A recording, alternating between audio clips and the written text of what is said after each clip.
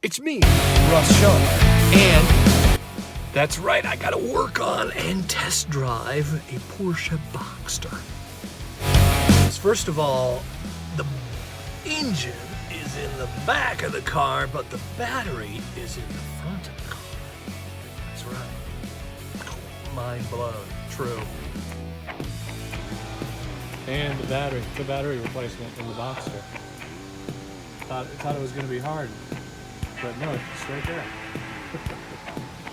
Right in the luggage compartment. That's pretty easy.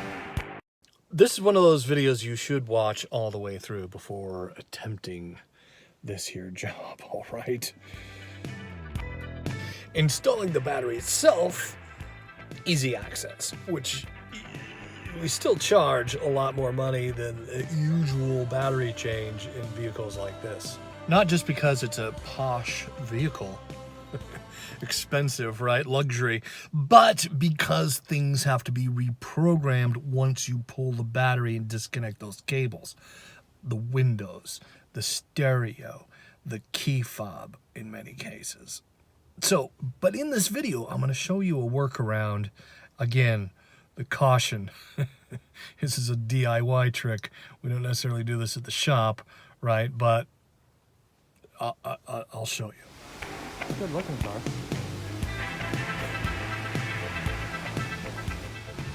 We do not use memory saver on the Euros, BMWs, Porsches, Volkswagens. It can blow fuses, cause problems.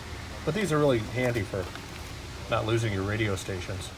So, first of all, to start this job, you easily access the panel here that's on the top. You just turn it to the side and the panel comes right out. You have access to the battery.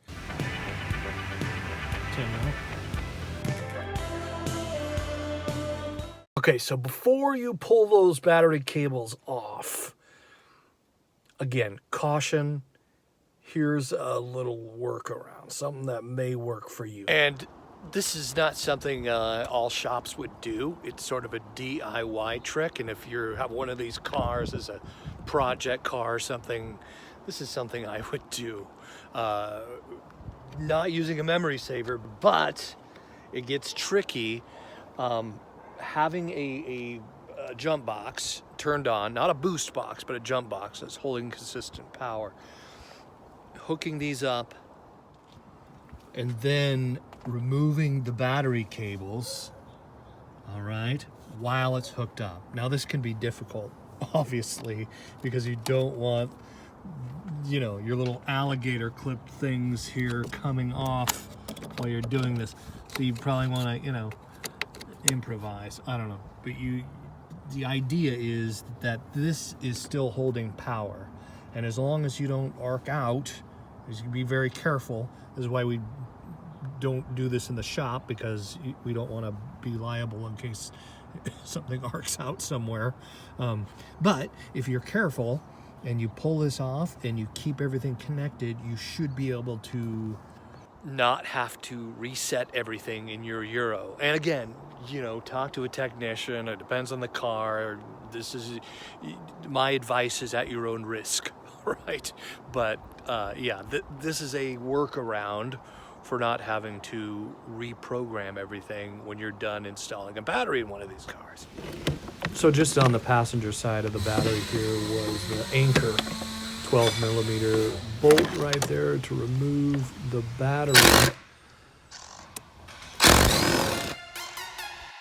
So after you pull the battery cables, you slide the battery towards the passenger side, and then you pick it straight up and out. On both sides of the battery here, there are two caps that uncover holes where you plug in the exhaust for the battery. That's right, to give off fumes. And this is the tube that lets those fumes not go into the car. That's the exhaust tube for the battery. Make sure you clean up the battery terminals really good before you put them on the new battery. And we use these little corrosion protector discs when installing new batteries in our shop. They're like a couple of bucks. I recommend them. I'll put a link in the description on how I reprogrammed the key fob and the windows on this vehicle. As far as the stereo is concerned, it's pretty self-explanatory. You just put in the numbers. Usually you can find them under the hood on that little piece of paper. Yeah, I started this job. It was really slow. It's like break time slash, let's, start this. And then it got really busy, so I took pictures instead of shooting video. Yes, while I was able to reprogram the key fob and the windows up and down, we had to send her to the dealer to get the radio figured out because no one left a code in the owner's manual. No one jotted it down in the usual places. But no, not on this vehicle. So now you know a little workaround would hopefully, potentially help save you from not having to reprogram everything all over again. Again, at your own risk, all right? Thanks for watching. If this video helped in your life, please comment below. I'd love to hear from you. Give it a thumbs up or don't. But the truth is, if you subscribe to this channel, another dead European vehicle gets its wings. It's true. Here we are, 6+ months into my new career, and there's my toolbox. Getting more stickers soon, but there it sits.